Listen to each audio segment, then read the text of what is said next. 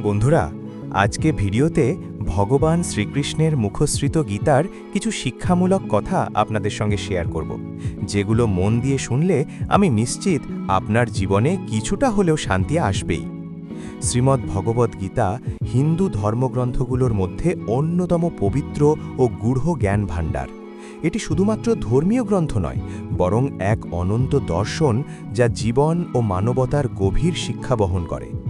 গীতার মাহাত্ম্য বুঝতে পারলে একজন ব্যক্তি জীবনের প্রকৃত অর্থ উপলব্ধি করতে পারেন এবং সঠিক পথনির্দেশ পেতে পারেন। এই পবিত্র শাস্ত্র কেবল আধ্যাত্মিক উন্নতি নয়, বরং ব্যক্তিগত, পারিবারিক ও সামাজিক জীবনে সাফল্যের পথও সুগম করে। কুরুক্ষেত্রের সেই ভয়ঙ্কর প্রান্তর, একদিকে আত্মীয় স্বজন, গুরু, বন্ধু, অন্যদিকে নিজের কর্তব্য। অর্জুনের হাতে গান্ডীব কাঁপছে, হৃদয় ভেঙে যাচ্ছে। সে বলল, হে কৃষ্ণ, আমি যুদ্ধ করব না, এরা তো আমার আপনজন। তখন শ্রীকৃষ্ণ শান্ত কণ্ঠে বললেন, হে অর্জুন, তুমি যে দুঃখ করছো তা অজ্ঞতার ফল। আত্মা কখনো জন্মায় না, কখনো মরে না। শরীর নশ্বর, কিন্তু আত্মা অমর। বন্ধুরা, আজ আমাদের জীবনেও অনেক কুরুক্ষেত্র আছে। পরীক্ষার চাপ, সংসারের দায়িত্ব, অর্থের সমস্যা, সম্পর্কের টানাপোড়েন।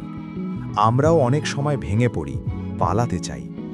কিন্তু শ্রীকৃষ্ণ বলছেন, কর্ম করো, ফলের চিন্তা করো না। তোমার অধিকার শুধু কর্মে, ফলে নয়। তুমি চেষ্টা করবে, নিষ্ঠা দেবে, সততা রাখবে। ফল ঈশ্বরের হাতে ছেড়ে দাও। যখন তুমি ফলের ভয় ছেড়ে দাও, তখনই তুমি সত্যিকারের মুক্ত।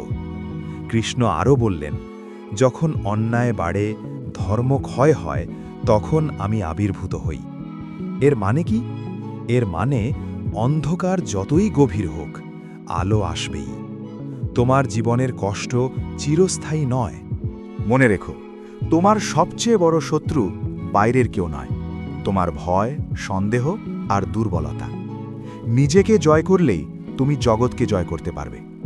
শ্রীকৃষ্ণ শিখিয়েছেন সমতা। সফলতায় অহংকার নয়, ব্যর্থতায় হতাশা নয়।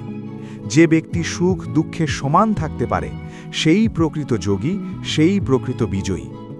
আজ যদি তুমি জীবনের কোনো যুদ্ধে দাঁড়িয়ে থাকো, মনে রেখো, তোমার ভেতরেই আছে এক কৃষ্ণ, যে তোমাকে পথ দেখাচ্ছে। তুমি ভেঙে পড়ার জন্য জন্মাওনি, তুমি সৃষ্টি হয়েছ লড়াই করে জেতার জন্য।